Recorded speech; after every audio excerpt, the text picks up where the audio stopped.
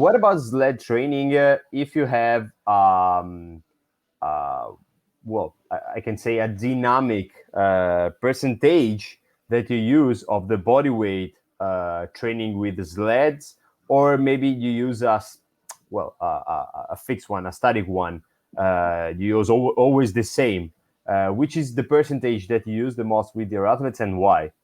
So it depends on what your goal is. So for us, just like with weight training, you're going to use different loads to surf that force velocity curve. So if I'm looking for more ballistic speed work, I'm not Okay. going to program 60% of a back squat for a barbell jump. I'm going to program 10% or 20% for that barbell. I think the same goes coincides with how you prescribe sled loads, right? Because let's be honest, sled training is not speed training. It's a specific strength exercise.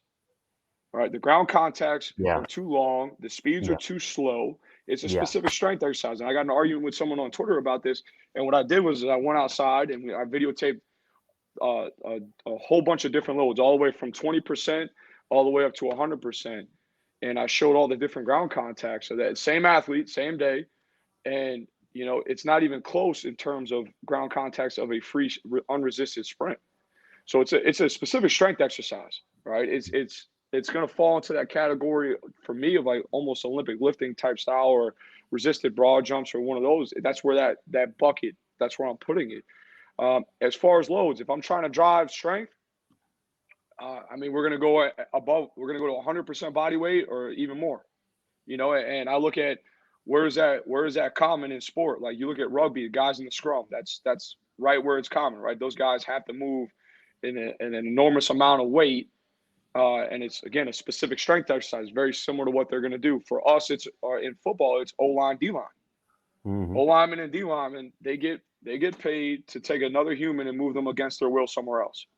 Yeah. So they have to be extremely strong. And what I like about sled training, specifically pushes, is the body linkage. Like they have to understand how to use their hips, the leg drive that occurs, the postural strength, the pressing strength.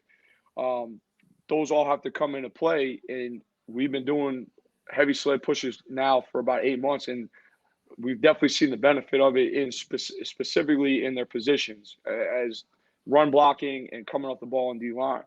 Now, for more power development, I'm going to go anywhere between 20% to 40% of body weight.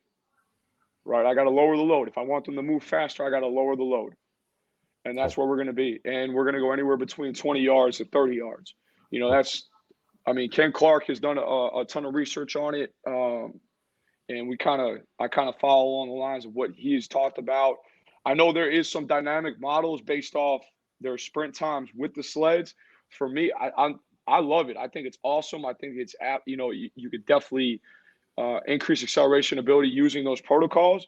But from a practical application, when I have 40 guys going, I can't time 40 guys at one time, and I'm restricted by time. I only have an hour. So for me, from a practical application, I got to kind of play pin the tail and the donkey in the dark a little bit. I got to make sure, okay, well, we're in the roundabout zone of what I think we're training right now. So that might be, if it's a day where we're doing power, it's 20 to 40%.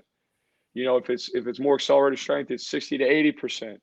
If it's strength, we're doing over 100%, and we just stay in there. Now, I like using chains more than I like actual sleds when we're talking about towing, just because I think it's a lot smoother of a pull. It's not jerky. They don't slide side to side. And for us, is like we have 20-pound chains, we have 40-pound chains, and we have 60-pound chains.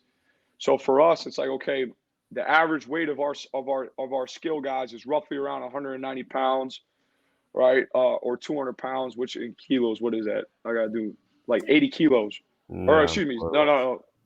Yeah, 70 kilos, right around Yeah. 70 Yeah. kilos. Yeah. Around 70, 80. Yeah. More or Yeah, less. like in that area. So for us, Yeah. it's like, okay, if we want to do 20%, throw one chain on, 20-pound chain. There you go. The right about. For some of my smaller guys, it's going to be a little bit heavier. For some of my bigger guys, it might be lighter.